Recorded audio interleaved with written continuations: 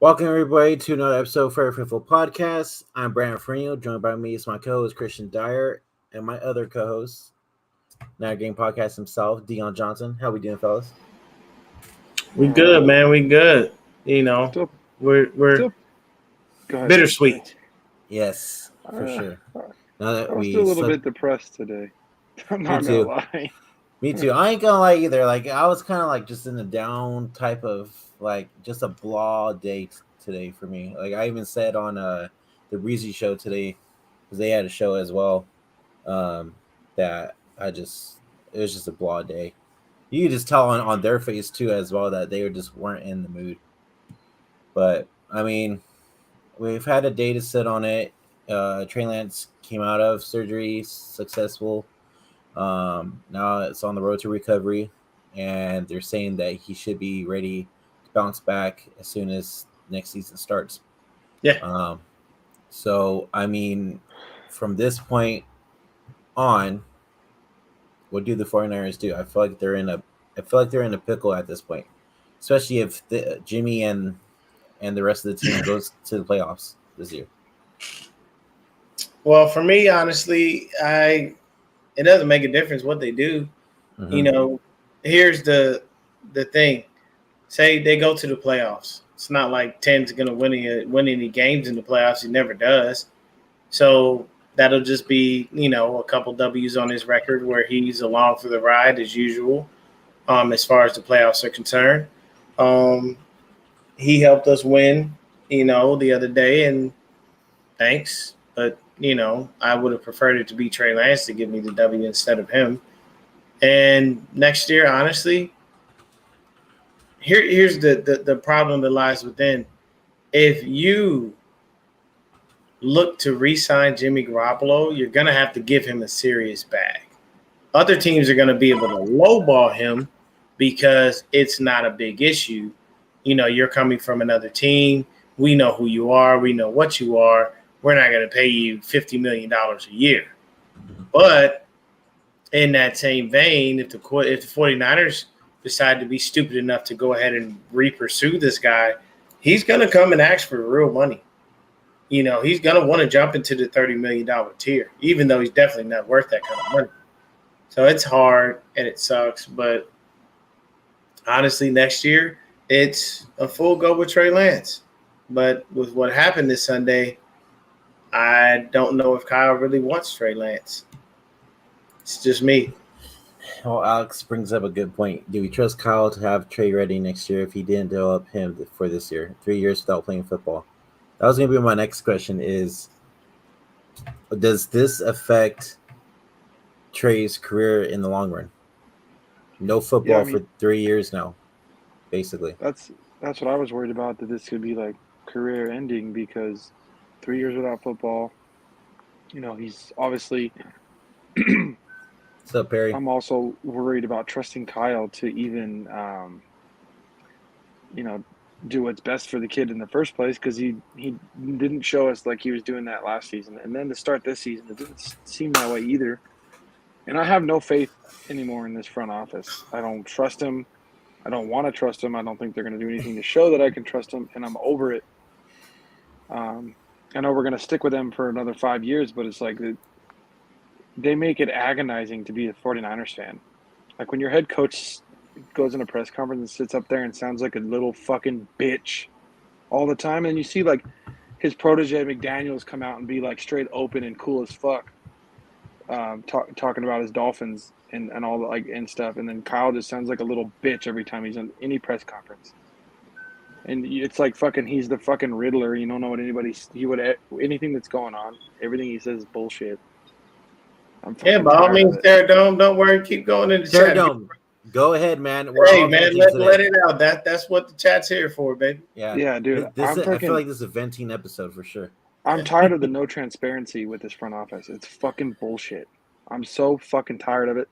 I'm tired of not knowing anything. I'm tired of the fact that we the whole time felt like this team hasn't backed Lance. Ever since we drafted him, it's felt like the team's never backed him. The team has done nothing but undermine the kid since we got him. With the stuff with Jimmy Garoppolo and everything. And like all the media is in fucking Like, What's up, I throwback? swear to God, What's up, every time I hear throwback? the media talk, every time I hear the media talk about Jimmy Garoppolo, I literally question their football IQ. It's like, oh, the 49ers are so much better with Jimmy Garoppolo. Are we the only ones that notice that Jimmy cannot throw the ball down the field? He can't throw the ball accurately on the outside of the hash marks. And he throws hospital balls every other ball. Like, I don't understand how this stuff is like missed by half of the fucking country that watches football. You know what Like, they do? You know what they do, Christian? They're casual fans. They saw Yeah. that we won, and that's all that they saw.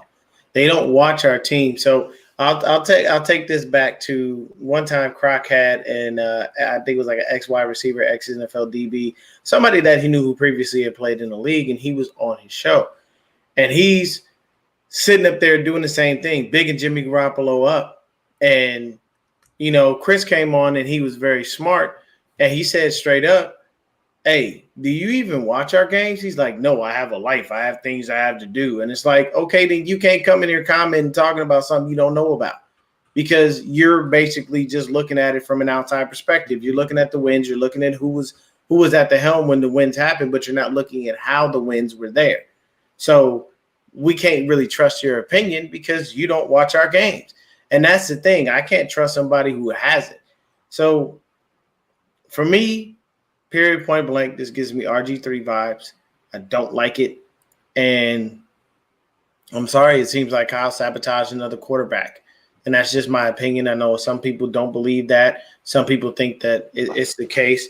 My bad, Melissa. I completely neglected to say that. Deon, go turn on the Eagles game. Go turn on the Eagles game right now and watch Hurts.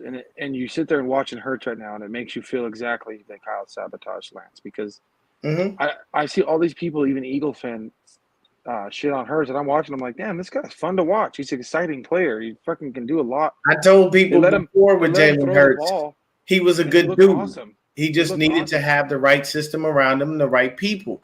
And now he looks a lot better. You have A.J. Brown and Devontae Smith. Yeah, you should look good. But I work with the Eagles fan, and he's like, oh, we'll take Kyle Shanahan. You can have freaking Sirianni. I'm like, at least Sirianni's an actual fucking head coach. Like, that's the thing I don't think people are understanding. From what I've seen from the years we've dealt with Kyle, he is a fantastic offensive coordinator and a fucking absolute terrible head coach. He can do all the offensive coordinator stuff. When it comes to the head coaching stuff, he's fucking atrocious. You cannot let that man have power, because he will abuse it. He is so egotistical that it's going to be his way or the highway, regardless of it if it helps his young quarterback or not, obviously. I mean, it's a perfect example because of his bullshit-ass response yesterday in the press conference. He doesn't give a fuck. It's about how I want it, and that's how you're going to do it. Literally, as you watch Sirianni let fucking Jalen Hurts do what he's good at, and they're fucking kicking the shit out of the Vikings right now. I mean, you look at his response to that question about Trey Lance's run where he got hurt. Yeah. It just seemed like he just didn't give a fuck. Yeah, honestly. Like his body language, his demeanor all said, kid got hurt. Who gives a shit? We already moved on. The problem with that is you're telling me you invested that much into a franchise QB and you couldn't show just a little more remorse in your press conference for losing the kid that you invested so much in. But the other thing that kills me is we were all watching. When Trey Lance was in, they ran the ball like nobody's business, barely passed. But the minute Jimmy Garoppolo comes in, we want to throw the ball all over the field. We want to do double screens and shit like that. Why couldn't we do that with Trey Lance? You mean to tell me you don't think the man can throw a pass to Deebo Samuel and let him get busy and let the blockers do their job? Yes, he can. He had more than enough time in the pocket. You know what I'm saying? And he doesn't trust him to throw. What I don't get is, like I had said, though, I assumed Kyle was going to use Lance like the wishbone offense type of freaking quarterback. And not that I agreed with it, but I had a feeling that's what he was going to do, which is what he was doing. But the whole point of what we thought of getting Lance, we were excited for, it's like, well, we got a quarterback who can extend plays with his legs when everything breaks down. So That's what we wanted. We wanted somebody who could make things happen and make big plays happen when there's nothing there. Instead of always taking a fucking sack or fucking a stupid turnover, we can make things happen, which he was already doing in the games he was actually in. He was extending plays and getting first downs with his legs when everything breaks down. But when everything breaks down and he's running, he's not taking these big hits. Obviously, when you run between the tackles, that's when bad things. That's what I don't think these fucking idiots. They're like, oh, it's just a. No, none of these other fucking quarterbacks are running between the tackles. Everybody's like, oh, Hurts is running right now. Hurts is running to the outside. So there's a reason they call in between the tackles the fucking trenches. Because guess what happens in the trenches? Fucking warfare on your body. Ankles, knees, that they go fucking bye-bye real quick. That's why they call it the trenches. The whole point is the fucking war analogy in the first place. Because that's what it is. It's war down there. And you're going to run your fucking quarterback in the fucking and put him in harm's way. You know what I mean? You run your quarterback, put him in harm's way, and look what happens. That's what I'm saying. It's like I literally fucking a guy this morning, I don't know if you guys saw the tweets. I was tweeting back and forth with this guy from this morning who was saying fucking Kaepernick used to run, and I'm like fucking and trying to compare Kaepernick. I'm like, for one, Kaepernick ran like a fucking horse, and he never ran through the fucking middle. Yes, he was always on the outside. Exactly, complete different. Like fucking Lance don't run like no fucking horse like fucking Kaepernick. He's like, and the design runs that Colin Kaepernick had. His runs were safe because everybody knew what he was doing. And you have to remember another thing is this is a brand new offensive line, and this is their first action together. They have to gel throughout the season because our dipshit of a head coach decided not to put them all together at the same time at any point during the offseason. Exactly. If you look at the offseason, if you look at OTAs, you look at training camp, you look at the preseason, this O-line was never at full strength as it is now once. It was always makeshift. He was always plugging and playing guys. He basically gave Trent Williams the whole fucking offseason off. Like, the man didn't have to tackle. Now, yes, he's the greatest left tackle in the game right now, but at the same time, shit, you still need to build continuity amongst the line. You don't think Trent would like to know what Aaron Banks does on certain plays and vice versa? And then Aaron Banks having to understand Jake Brendel having to understand Spencer Burford having to understand McGlinchey and vice versa with them. So that's part of the problem is that we have a head coach who did not do so. So like, for me, that's part of the problem. Other running quarterbacks, when they're running, they're not taking big hits. Like going back to Kaepernick, he never took big hits. He'd always go get out of bounds or slide, whatever. Look how many big hits in the first four starts Lance has played in, with the two this year and the two last year. Constantly taking big hits. Yeah. Running in the trenches. Yeah.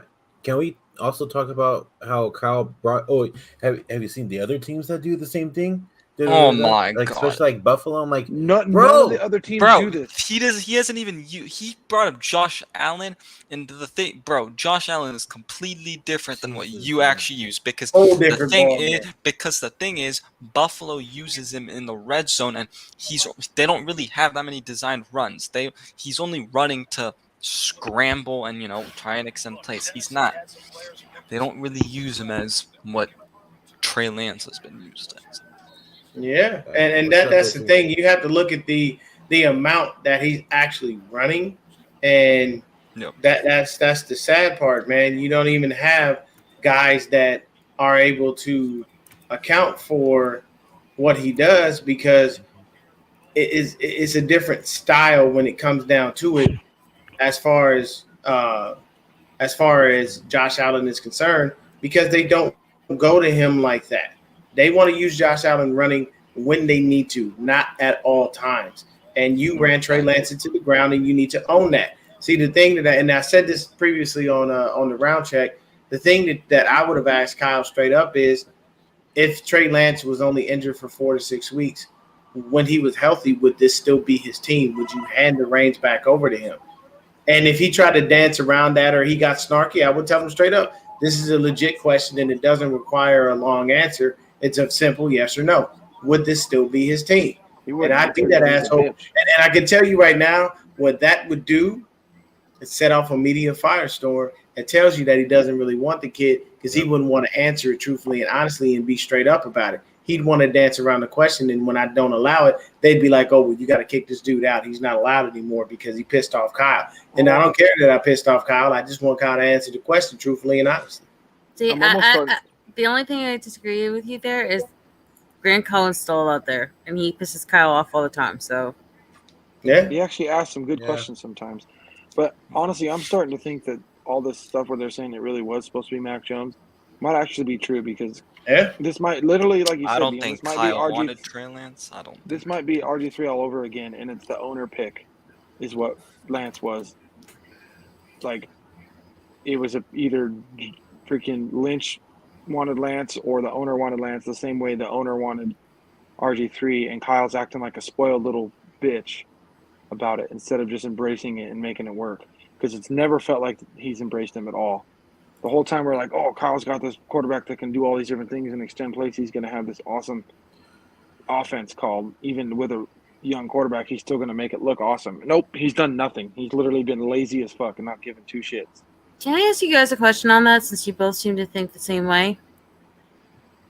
Yeah. Do you guys remember that Robert Griffin III, he only needed all those players, and it wasn't just the coaches, because he had to have that private link to Diane Snyder. She went over the coach, the head coach, the position coaches, the GM. He went right to the owner. He had that private own locker room that pissed off all the veterans on the team back then. Like, they couldn't be further apart in personality in the way they handle their business. It's honestly because it probably has something to do with that the Shanahans didn't want RG3 to begin with, I would assume. No. I'm not disagreeing with you there. And I'm not saying that there weren't like some issues, especially when I think they should have fought harder when he was disabled in the playoff game, and they still allowed him to go out there and still get that big major injury after he was already injured, because I think they didn't really give a damn at that point. But my point is, I think it's a little harsh and unfair to call Trey RG3, because they're very different people. We're not calling him RG3. We're No. I know where you're coming from. We're comparing the situations. We're just comparing the situations the same. Okay. RG3 was. We're just saying that might be a comparison in the situations. RG3, was not wanted by the Shanahan. That's the only reason why I asked. Yeah, and the owners wanted him. The same way there might be, if this is the case, that Kyle didn't want Lance, but the owners did. So Kyle's doing the same bullshit. Deon, you want to answer this question? Yeah, they think there's a possibility and such. The issue is he ain't taking us to no damn Super Bowl. He gonna be along for the ride like he's been along for the ride the past several years. Nobody with his playoff stats should be 4-2. They should be 0-6. If you look at the guy's sheer numbers, he never has done anything to take us there. So for me personally, do I believe that the 49ers could possibly pull some bullshit like that? Oh yeah, very high probability. Look at what they did this offseason. They basically gave him everything that you needed to be able to go ahead and win.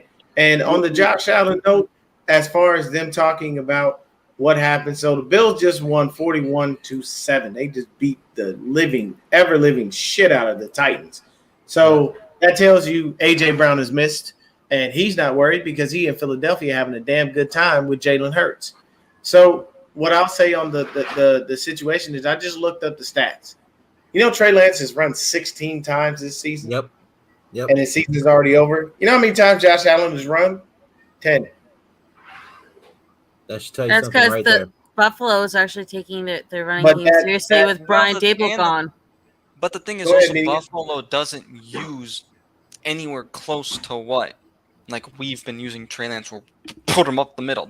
That's not how Buffalo uses Josh Allen. Yeah, and that's the number one problem was the way, like where he was having Lance run. Like you have him run certain things in different ways and he'd be fine. But I honestly, I will say this. I feel like he sabotaged him on purpose and he never wanted Trey Lance. And he's frustrated that the front office didn't allow him to go ahead and draft Mac Jones. But now we're pretty much stuck. And look at that. As starters in their first 2 seasons in the NFL, Trey Lance already had 40. We all know Lamar Jackson. That's a part of the Ravens' run game. It's a part of their scheme. So we can't even really count Lamar. Jalen Hurts, he did it out of necessity because his O-line was shit. Kyler Murray, he's so damn short he had to run because 9 times out of 10 he can't see over the fucking O-line. Josh Allen, he was used as a runner his first 2 years because he was developing into the quarterback that you see currently. So plus they had no running backs at all. Yeah. So here's the thing with Lance is this is another year missed. So this is less time that you have to be able to develop. But, though we lost our starting quarterback and we feel bad about that, there was some positives. The defense pitched a shutout. And if it wasn't for Ross Dwelly, we would have definitely actually beat them and not allowed them to score at all. Ross Dwelly didn't know how to block on a fucking field goal. Let's be honest. If Kyle didn't suck ass all game and fucking play calling in the red zone, we would have scored a touchdown and it wouldn't have mattered anyway.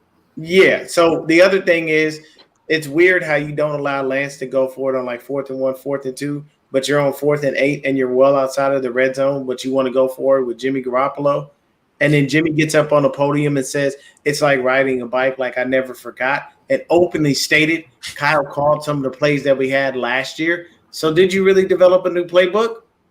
Or did you just sprinkle in 1 or 2 new plays? Kyle's too big of an ego to do that. I think that he personally was trying to save everything for McVay and everything else. Like, he didn't take these first few opponents seriously. Like, how many times do we have to hear that DMS quote that it doesn't matter if this play doesn't work because it's going to set up this down the line. Like, this is who he is. He's such a, like, game freak, chess match, psycho control freak that, like, he doesn't care about the short term for the long term. And when the short term endangers his long term, he, like, completely shuts down. This is who he's been. Yeah, and I like this comment by Tarvarius. He says that maybe Kyle ran Trey a lot because he knew he had Jimmy as a backup. I don't think he would have called a lot of running plays if it was just Purdy behind Lance. Most likely that's true. But the thing is you can't keep hindering the development of your quarterback because you're afraid he's going to make mistakes. You have to let him make those mistakes so you can learn from him and keep going. And wasn't it the fact that Trey Lance's first year, he was lauded for not making the same mistake twice? So if that's the case, then how the fuck is it that you can't go ahead and say so? What's up, John V? Brandon, if you got a video queued up, baby, let's see what we got. All right, I'm gonna play this. This is what RG3 said on Monday Night Countdown as they were talking about Trey Lance. Great, we got dumbass Booger McFarland. Trey Lance still has to go through to get to where he wants to be. Mm-hmm. Jimmy Garoppolo is there. Yes. And it's where, though? Yeah, but he's not. Jimmy Garoppolo got fired from this job. Exactly. Kyle Shanahan had all the time in the world to be with Jimmy Garoppolo. He said, you know what?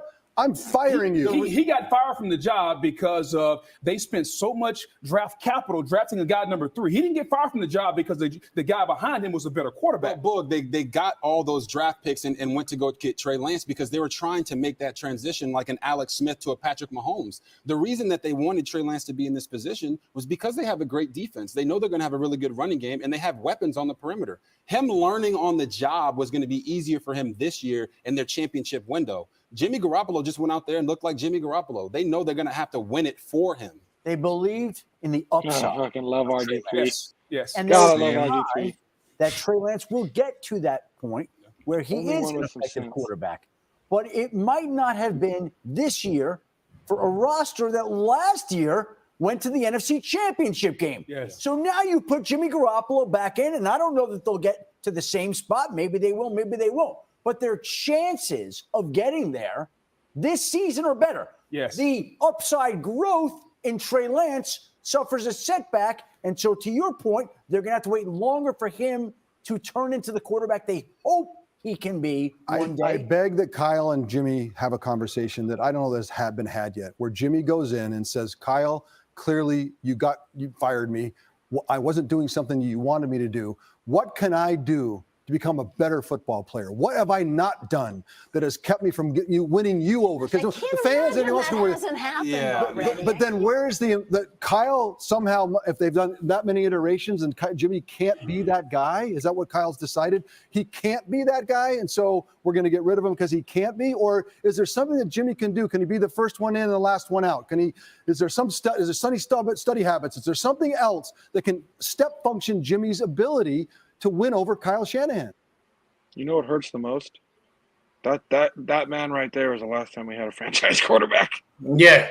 And it sucks. It really does. And watching that interview, what kills me is, and this is why I said we got dumbass Booger McFarland, because he said he didn't get fired because the guy behind him was better. Actually, he did. That's why he was drafted. We drafted a dude that was better than what we had because we were trying to get rid of the shit that we had at quarterback. And I understand Steve Young's sentiments as far as him and Jimmy having a conversation, Jimmy and Kyle, that is, talking about, what he can do to get better, yada, yada, blah, blah, blah. But here's the thing. When we were watching the game yesterday, Christian started to give Jimmy a little bit of credit because his arm looked better. And right after halftime, Christian almost all but had to eat his words, unfortunately, because 10 showed up to be the same worthless fuck that he is. And 10 got bailed out because Seahawks had penalties. Exactly. And that's the reason. And the beauty of it is, here's the positive thing. We got the W. We beat the Seahawks. Here's another positive thing. There's a young man by the name of Talanoa fucking Hufanga who is a goddamn superstar. Yeah. Throw them T's up. He knows. Damn tongue and people, baby.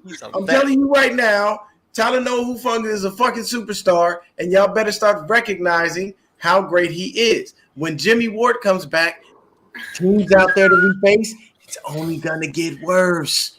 You know why?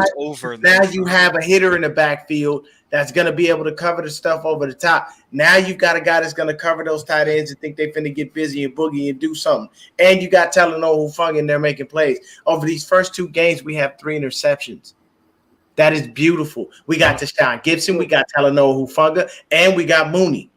And it doesn't matter who they intercepted or how they did it. It's the fact that we got 3 Mosley and Brett, maybe. And Womack. And that's and Lenore. Brett's sitting there on IR at the moment. So once he comes back, now you got to figure out how to shuffle him into the lineup in some way, shape, or form. Because you're going to have too good of dudes to be able to do that. You know what I'm saying? Sam Womack honestly earned that slot. But the defense looked great. Nick Bosa looked fantastic. Drake Jackson overshot the quarterback, came back, helped Bosa finish that off. So there are a variety of things that happened on defense. That Menahu looks good too. Yeah, and the pressure that was being brought by our defense is fantastic. And the beauty of next week is we got Russ. But you know what? We got Russ with a new O-line that he ain't very familiar with. There's no Jerry Jeudy. There's no Patrick Surtain II. So there's a variety of things that are going in our favor. And the best thing is we're on prime time too for this game. Exactly. So we can just watch this joint on TV. But here's the beauty of it, of our defense is, and Kyle, I don't know how he said this. He said he gave him shit for not shutting him out, but you can't say that because they did shut him out because Ross Dwelly, dumbass, let special teams wind up scoring a field goal. That has nothing to do with I told you, I hate that fucking tight end with a passion. I do too. I've never liked. Here's where I'm at with this. Here's where I'm at with this team though. This defense might be better than 2019's defense. Yeah, absolutely. So the ability to carry Jimmy is there for one thing, but the running game is not what it was in 2019. It's not going to be unless we make some changes. Like if Kyle's dumbass really thinks that this is a Super Bowl roster, they will make a fucking trade. Yep. I would either trade for Tony Pollard or Kareem Hunt. I don't care what it is you got to do to get him. You bring him in. Because we need... I would trade for the other guy, Dearness Johnson. I'm not even. I love Dearness Johnson. Let me tell you this. You do not want Kareem Hunt because A, he's going to want a big payday. B, you don't want that fucking toxic ass freaking abusive son of a bitch in his locker room. You don't want guys like that. No way. Hold on. For one, Kareem Hunt wants a payday next year. If he comes in now, it's to win now. Not to mention, if he does come in, it's the first time we'll ever have an actual playmaker running back in the backfield in Kyle's offense. And to be honest with you, Kareem Hunt is the perfect fit for the system. Look what he did with Andy Reid over there in Kansas City. It's the same shit.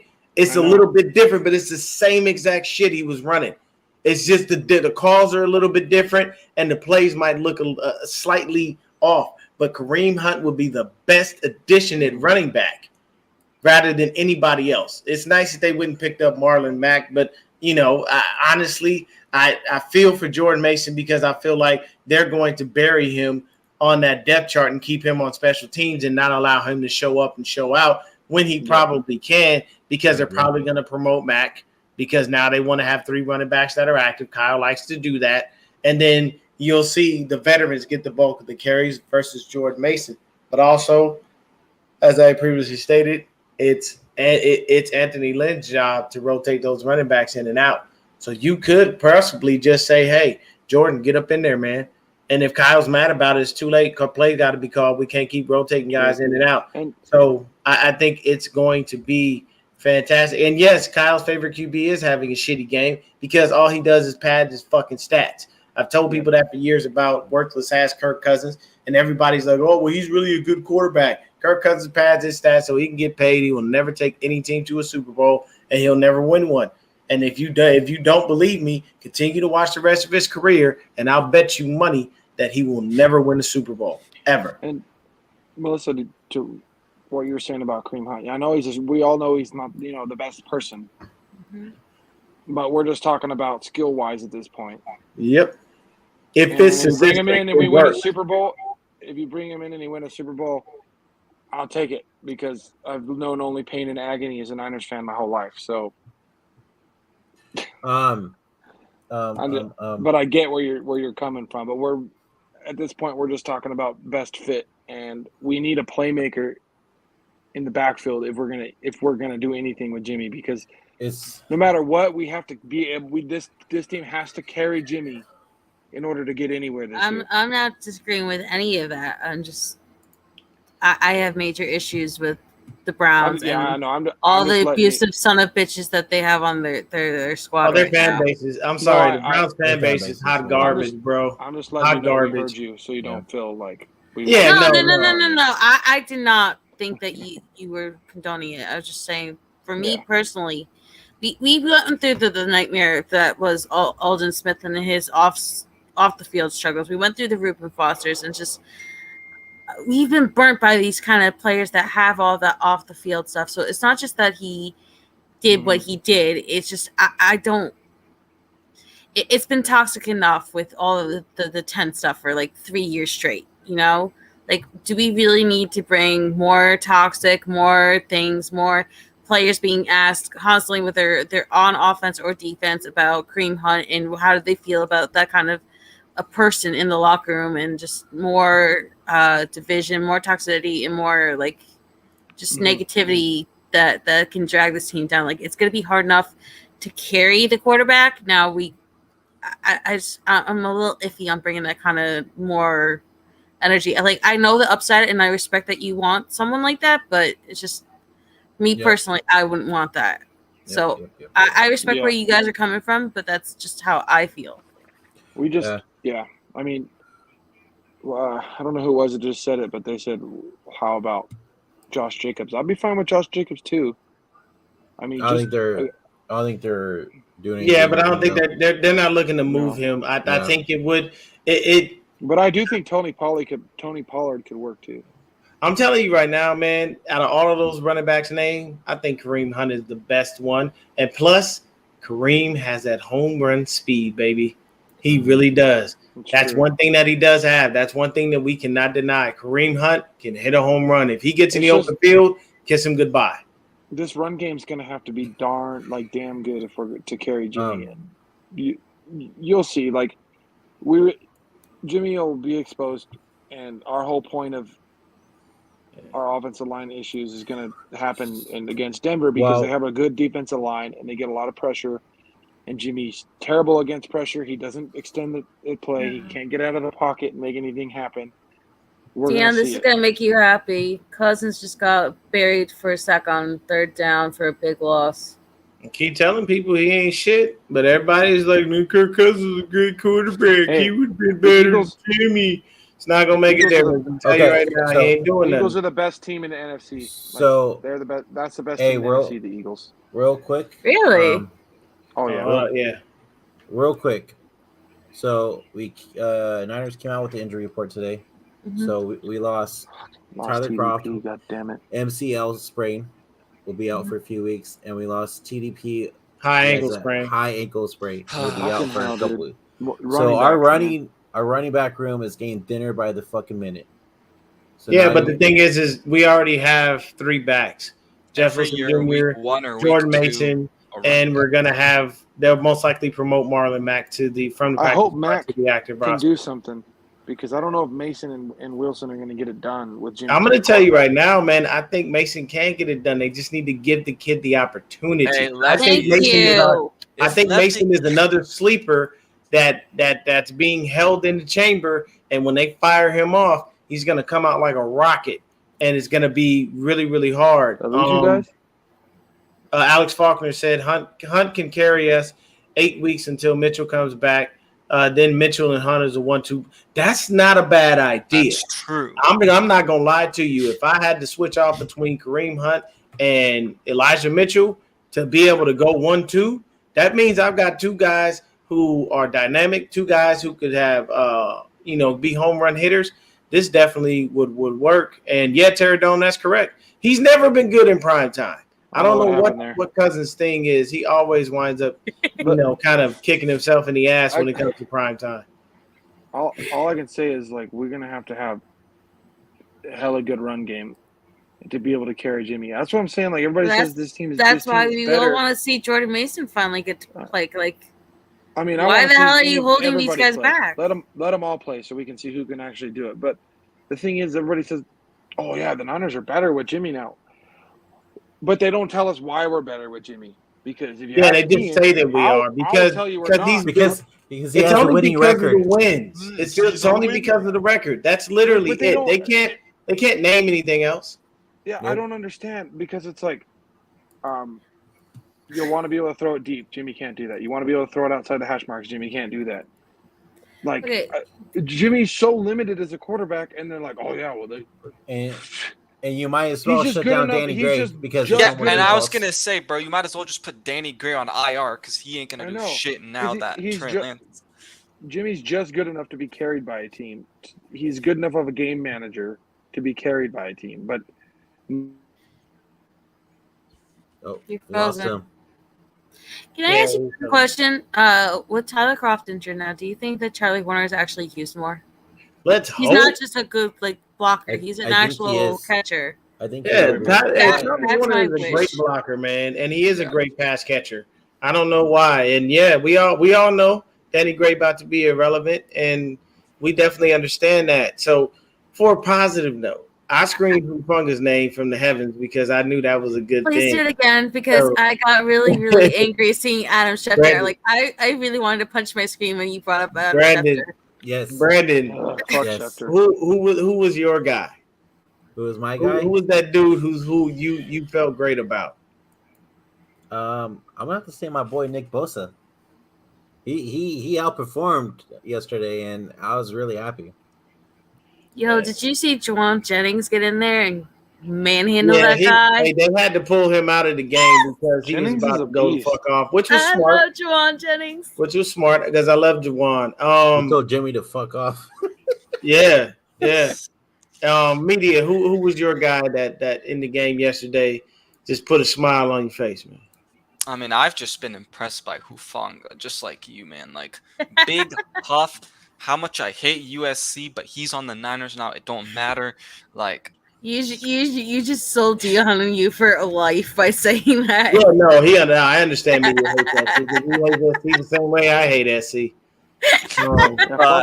Yeah, Hufanga for sure. They're dominating this year, though. What about you, dominating Christian? nothing. Who was the guy who Drake put us? Jackson, Okay. the other Trojan, Drake Jackson. Oh, look. When he was in there, you see, dude. Elon does step up in Seahawks games. That's for sure. Do you see how fucking fast he comes off that line? Yeah. That one where he ran by. He overshot. Yeah, he overshot the quarterback, and then Nick Bosa came in, and then he came back to help clean it up. It's insane. He's so fast. But he caused that in the beginning for Bosa to have a chance to get there in the first place. Yep. He got in there so fucking fast, dude. This guy starts to figure it out and put shit together. He's going to be a fucking monster. I'm really excited to see him progress. All right, media. This one's for you. What's your favorite player of the Seahawks game? I'm gonna continue what I said about Hufanga. Like, I know he didn't get it, but he tipped it to help out to Sean Gibson. Yeah. Mm-hmm. And it's. I think honestly that when Jimmy Ward comes back, I'm just gonna pray for the opposing team's offenses. It's over for the rest of the league because I'm telling you, Huff is balling. So like this is these are the reasons you move on from Jaquiski Tart.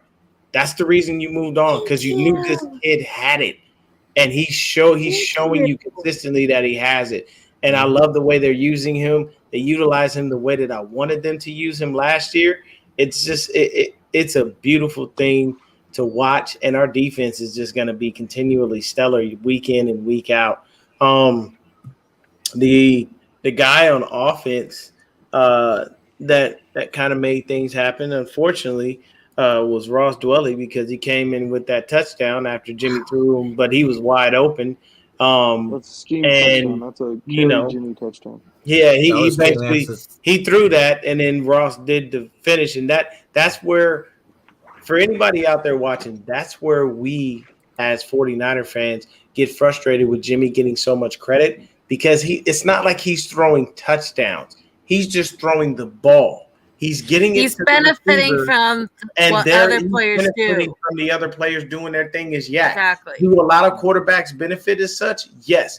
But the difference between them and 10 is the fact that other people can rely on these guys to throw a touchdown pass if needed. We can't rely on 10 to do that, because if that was he's the a case, liability. we would have been in the Super Bowl last year. But what happened the last time we saw him outside of yesterday? It was him falling, being sacked, throwing a fucking interception. So it definitely happens. But hey, man, I'm telling you that the positives from this game was the defense, how they played, how they shut out that offense, and how we exposed the Seahawks for what they really are. I can't tell you how hard it is, though, to watch some of the young quarterbacks play and develop, and just think about how we got to sit through more mediocre quarterback play. Yeah. Can I bring up two quick things real quick? Deon, with all the attention that Huff is getting, do you kind of see him in that what people used to think that Jamal Adams was, that hybrid safety where he can do coverage and go after the big plays? Jamal can't cover. No, but I'm just saying what people had described him as. What they told him as. What people thought that he was, that hybrid kind of a player. I don't think that he ever was that. I think he just benefited from being on a really bad Jets team that got overrated. But I'm just saying, the way that they're kind of using him kind of reminds me of all those times where I had to listen to freaking Craig Carton and all those jackasses on WFAN and how they used to describe him. So that's why I was saying, as he is a defensive guy and he talks about the defense a lot and he's knowledgeable. That's why I wanted to ask him that. No, I do believe that he is going to be that guy. Just really quick to your point, throwback. Yes, Jimmy almost did what Jimmy normally does. There was a pick that was going to come, and we were all waiting on it. And when Quandre Diggs dropped it, I was like, Diggs bailed you out because you were about to show your ass. What did you do? You did a bunch of Jimmy shit in that second half. And you know what? You know what's weird? The run game disappeared. When Jimmy came in, they stacked the box. It was easy to beat. They didn't have anything else.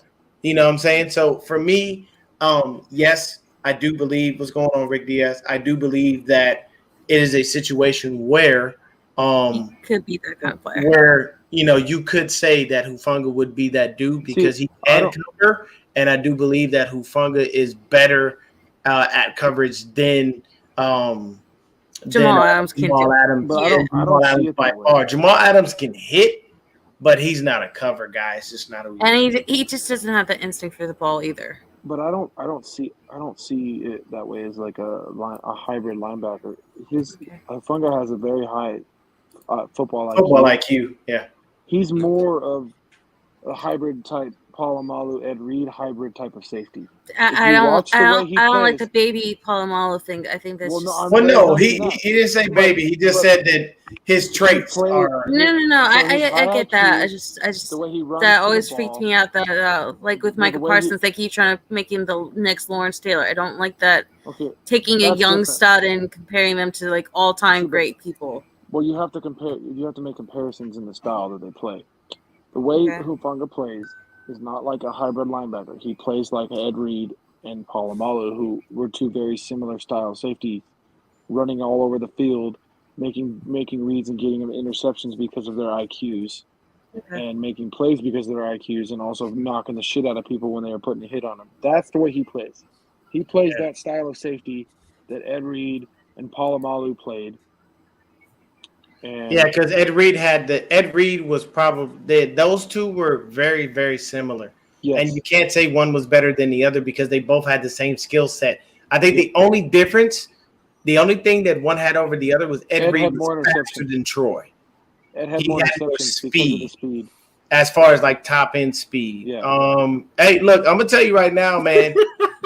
That's a dope bag to get into, though. Yes, it is. That's not a lie. Nick Ramos, you need to go over there. Tweet what? Tell him get some of that Head and Shoulders money. Who would a Polamalu and Hufanga commercial? Let me tell you this. But they might because Hufanga's already been working out with. Let me tell you this. USC. Head and Shoulders is owned by one of the biggest worldwide conglomerates there is, Procter & Gamble. I just want to be Procter or Gamble just for one fucking year to get their income. I'd be set for life.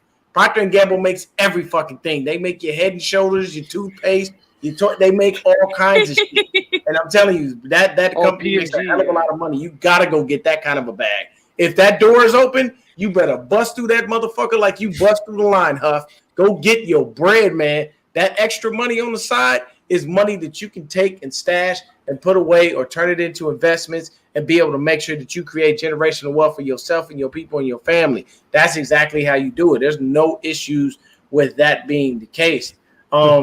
Yes, he did almost throw an interception to Quandre Diggs.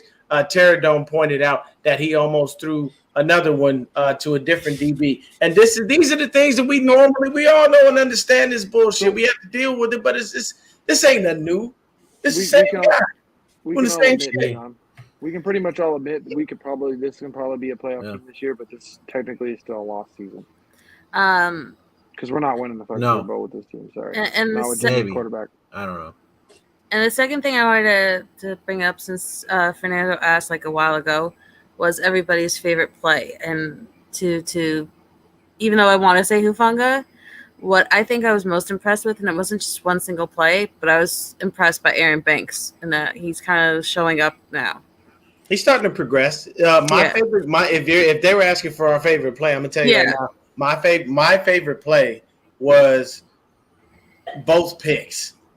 The interception by Mooney. I knew Deon was about to say that. Deon was about to say. That's all I give a fuck about is interceptions because I love DBs. And 2 interceptions yesterday made me very happy. Now, what we did with the interceptions, unfortunately, it wasn't much. Falls back wasn't much. But either way, the turnovers were created, and that tells me, what I'm saying, what we can do. And Tarvarius, I love your sarcasm there, buddy. You're a good guy. We whenever we laugh, we usually look for Joey for laughs, but I mean, you definitely got me chuckling inside with that one. And I'm telling you, it's going to be the rest of the season. You're going to see the defense progress and play like nobody else has.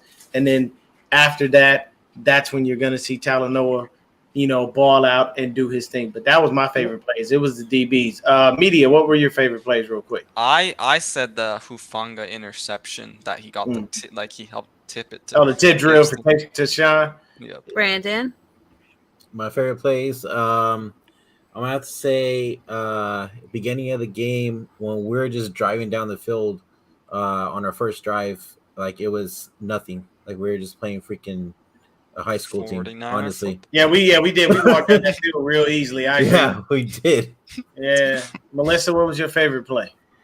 I like seeing Dre Greenlaw kind of come back after screwing up against the Bears and bring that Seahawk killer mentality of his back. And I'm really hoping that he translates it to the Bronco game, because that's kind of what made him one of my favorite rookies ever, was when he not only picked off Russell Wilson and Jacob Hollister week 10 when we lost in overtime, but he also had that huge goal line stand. And I think that Greenlaw, the only thing that can hold Greenlaw back is actually Greenlaw, because he gets too antsy and he sometimes gets too excited to get that big hit and he gets out of the gap and he kind of gives up what he's supposed to do sometimes. And I think it's a fatal flaw sometimes, but I also think it can really save stuff when guys get free past the defensive line. So, Christian, what you got? I don't know if I have one, because most of the game after Lance got hurt, I was kind of on autopilot. So yeah, we all are. We all were, man. What do you guys think about extending? I would say the sack. I would say the sack, that the double sack with Drake Jackson and Nick Bosa. Dude, man, I love watching him fly in there with. Like, he was so fast, so fucking fast, dude. God damn, he was quick. Yep. That's why I said Dwight Freeney. Hey, there you go, Nick. There you go, buddy. That's true. The lack of penalties. I love it. Fair play. Seattle got all the pen. Oh, I was gonna ask, what do you guys? What were you saying about the Greenlaw thing? I was saying, how do you guys feel about extending him? For look, man. It's 2 years. It's $19 million. It's not a lot.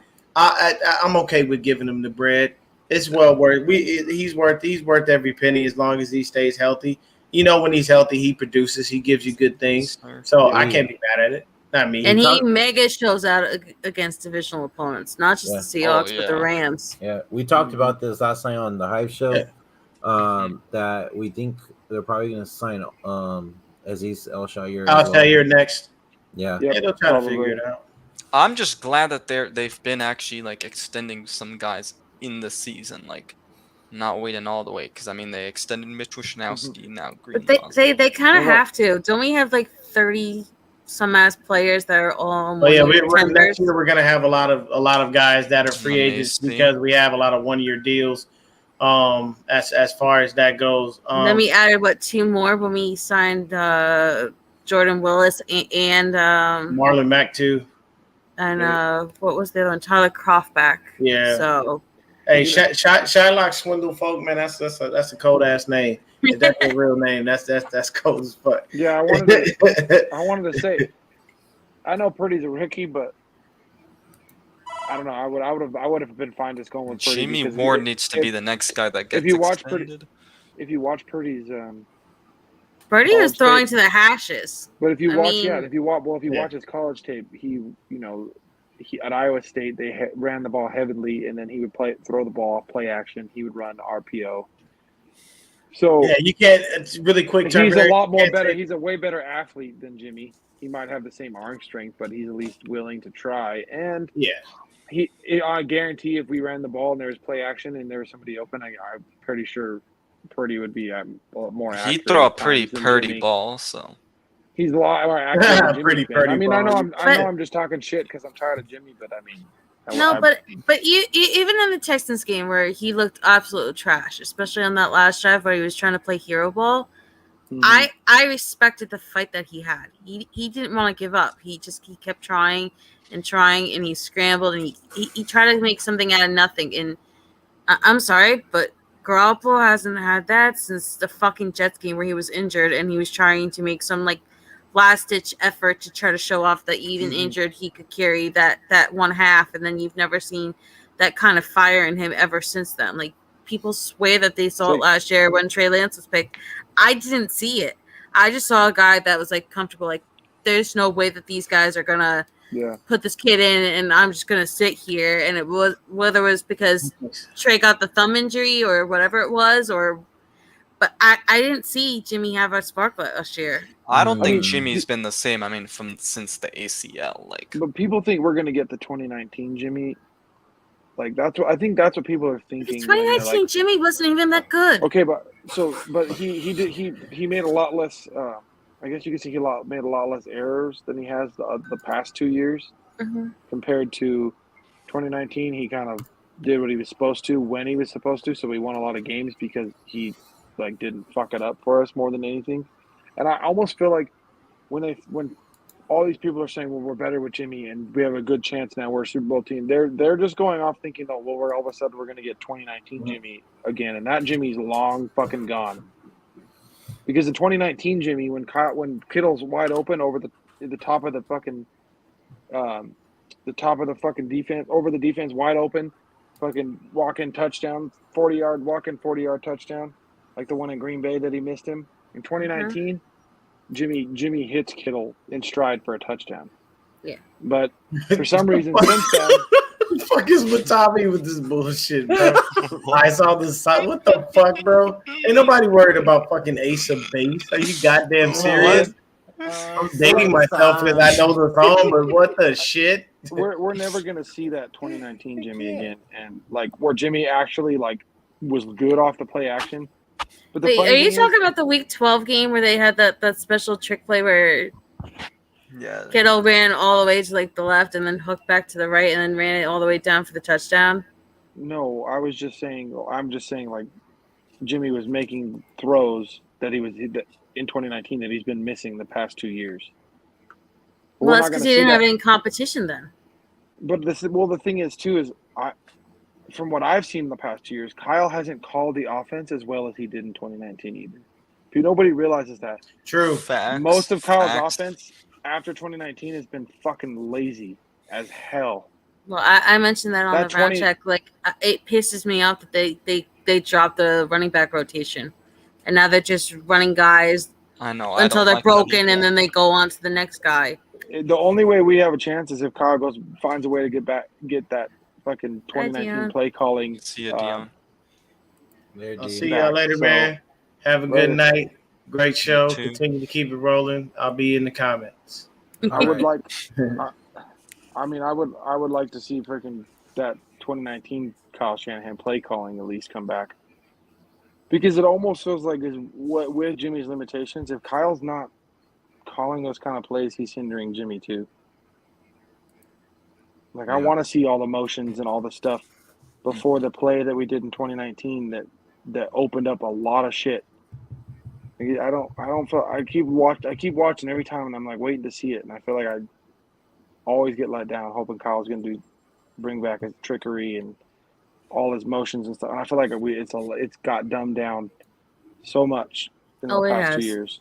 So that's why I'm like, fucking think we have a chance. Well, Kyle better fucking step it the fuck up and fucking look like 2019 Kyle, and Jimmy better try to look like 2019 Jimmy. Understand. Bro, I got so mad when everybody was crying because like we haven't seen the 2019 like Niners, because that was like the case in I think 2021, because everybody's like, oh, we need the revenge tour. We're gonna have the 2019 tour. Oh God. Honestly, dude, I don't know. I don't know who said that, but I saw someone actually mention the Vengeance of the Revenge Tour or some nonsense like that on Twitter.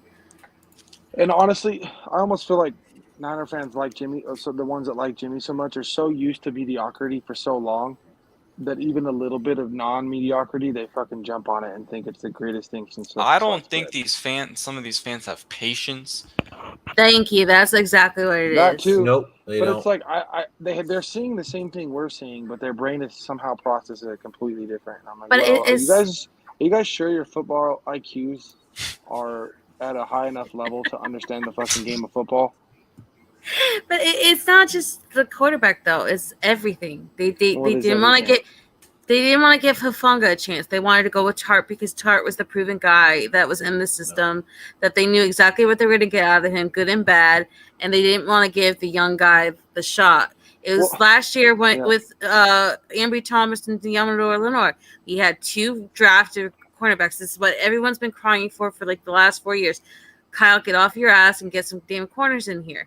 And what happened? They struggled a little bit, and then everyone was like, okay, well, we now need more vets. We need a Norman, a Kirkpatrick. And even this year, it's like Norman, goddamn. Well, it's just like they always. It's impatience all over. Like we struggled a little bit with the offensive line. We knew we would have Trent Williams and nothing else. We were not sure about who the hell was going to be on the other 4 spots, and then we were like wasting all that time with Daniel Brunskill at center, and then we were switching guys in and switching guys out to see what their major strengths were, and everyone was like, "Oh well, we didn't give the offensive line any real depth. We had 3 All-Pros for Jimmy last year," and then they were all like, "Well, these guys are trash because they struggled in one freaking Houston preseason game. We have to go get vets," and then they were writing down like J.C. Treader and all the other guys that are so old and broken down that couldn't even give you a year, let alone a year or 2. Like every time there's a hiccup or any young guy has to kind of get used to the NFL, it's always like, let's go get this guy, let's go pay this, let's go trade this for this proven vet that's on the free market. There's a reason that these guys are on the free market. Well, that's why, but they get that from Kyle apparently because that's what Kyle wants. He doesn't want to ever trust rookies. But then the same thing with they defend Kyle like he does nothing wrong, and it's like, no, he's a fucking cuck half the time. You were trying to say something? Yeah, I was gonna say like going Jesus back to Christ. patience. I don't understand. People were saying that the offensive line is bad, and they're like, "Oh, we need to change up so much." It's good if you spent the whole offseason trying to mold the offensive line like you kept it, and you're like, "We gotta trade for this guy and this guy and this guy." That's just gonna screw it even more because now everybody else has to learn, with the new guys, and also it just takes 5-6 weeks. It takes some time for all these guys to gel. It just gotta be patient. I also think it's the roster's fault because this roster is probably more developed even than the 2019s and the 2020s and all the other rosters that we've been jonesing for. I think with 2 lost Super Bowls, I think that has a lot to do with these people being like, well, we can't miss the window. We can't miss the window. We can't miss the window. This is how bad it is. You think about it this way. You put Aaron Rodgers in our offense. As much as I hate Aaron Rodgers, you put Aaron Rodgers in this offense. This is just talking about how a good quarterback can change. You put Aaron Rodgers in this offense, this team goes 19-0. No, 20-0 now with the extra game. Not even kidding. That's how good this team is. And you get a quarterback that actually can play the game of football and do everything you need him to do. As much as I hate him, you put a guy like Aaron Rodgers, you're going to go Christian. 20-0. And I hate him. He wouldn't, yes, though. He would.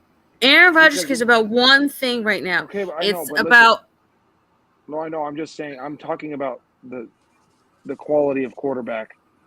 If we could get that quality of quarterback in this offense, quality quarterback. That's how good. That's how good the rest of this team is. Quality quarterback, I can agree with. The actual person you're talking about, though, Aaron,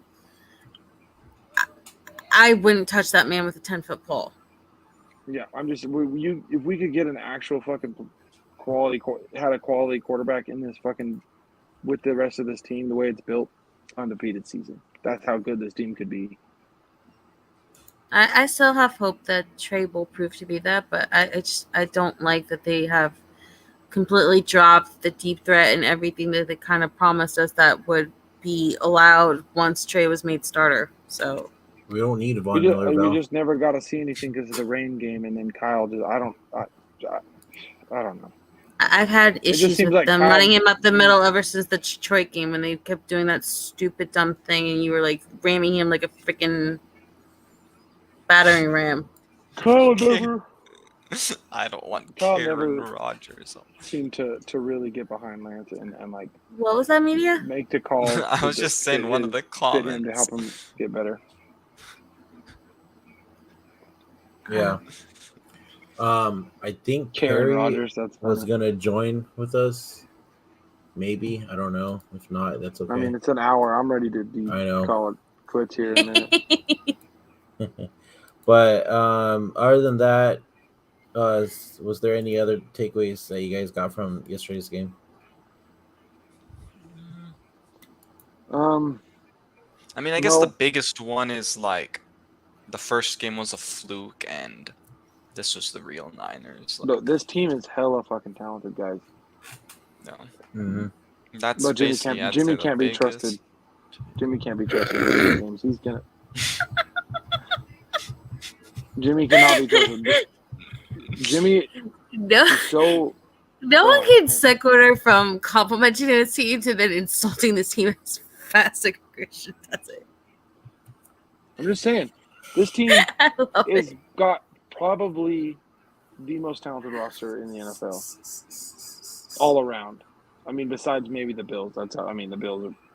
But this team is one of the top 3 most talented rosters in the NFL, and we're going to be in literally our Achilles heel is Jimmy Garoppolo.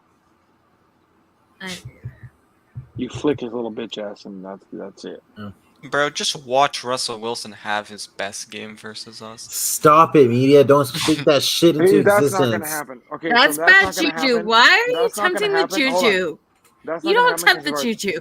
Our defense is going to keep us in every game. Hold on. Our defense is going to keep us in every game. That's not going to happen. The problem is the amount of sacks Jimmy's going to take from that D-line. But the problem unless Kyle does something to it. Hey, so those game plans, that game plan from yesterday, when Jimmy came in, you saw those throws they were good, but Jimmy still has to work on his accuracy and everything like that. Mm-hmm. Just know that you're not seeing that come Sunday night.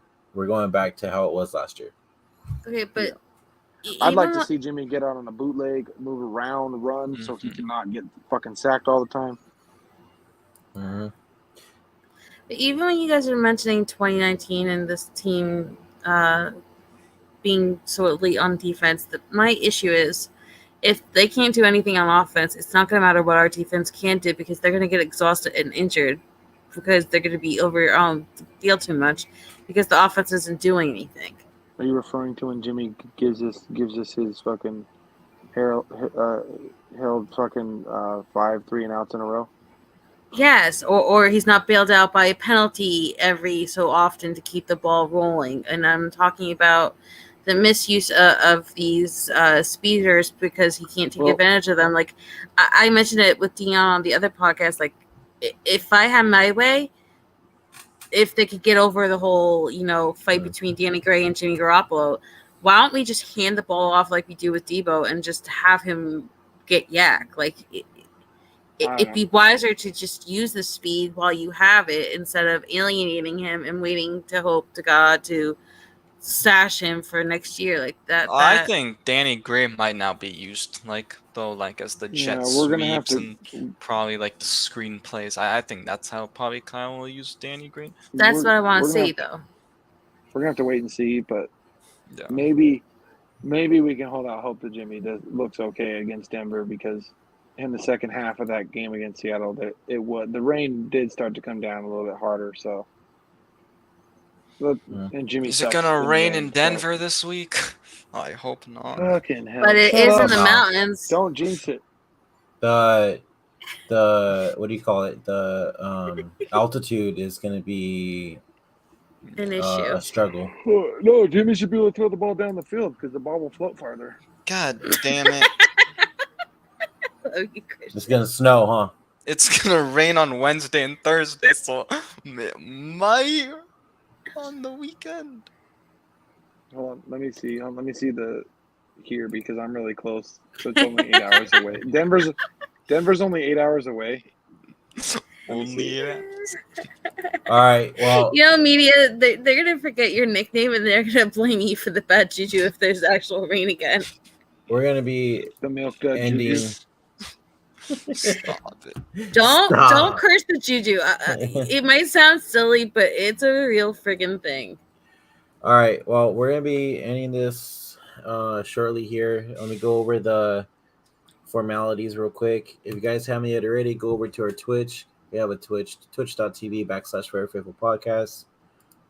Find us on Twitter at twitter.com/FFPod49. Instagram.com/ForeverFaithfulPodcast. We also have a tiktok.com/ForeverFaithfulPodcast.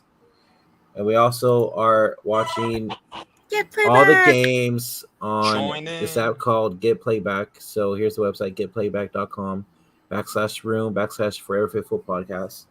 So go ahead and join if you guys want to, tune in and watch the game with us and just have a good time. You don't have to use the app because I don't ever use the app and it still works. And make sure you hit that like and subscribe button if you haven't yet already. I know those of you that are on Deon's page right now, if you guys want to go over to Forever Faithful Podcast page as well and hit that like subscribe button, that'd be well appreciated as well. We go live every week all together. So what's up, Christian? Go ahead. You know what else I forgot to mention? Though? Jimmy does play better on prime time, and it is a prime time game, so fingers crossed. Yeah. That's true. Yeah, no. What? No. Sunday night. No, he doesn't. Does everyone forget week 3 last year? Yeah, okay, that's an anomaly. He's actually played most of his career on primetime games. He's actually played decent. His best games as a Niner have been on primetime, so let's just put it that way. So fingers crossed. Obviously, I talk shit, but I still want him to do good. Yeah, we all want him to do good. Yes, so we can freaking win, But other than that, we're gonna end it here. We'll be back again this weekend for a preview show to go over 49ers versus Broncos Sunday Night Football. So until next time, guys, go Niners. Go Niners.